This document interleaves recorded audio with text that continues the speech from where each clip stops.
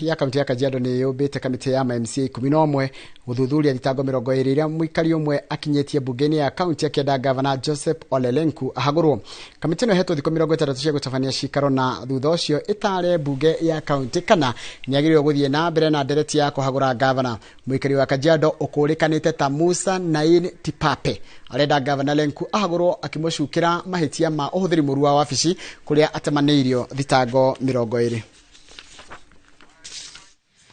I wish to make the following orders. Pursuant to Section 38 of the County Assembly's Powers and Privileges Act and Standing Order number 83, the Kajiado County Assembly Standing Orders,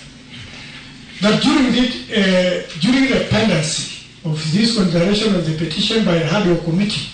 all honorable members are directed not to comment on the merit and demerits of this petition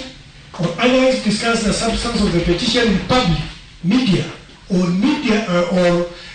social media until the Hardware Committee or any other business in the House is transacted and dealt with. I know we will be having a lot of homecomings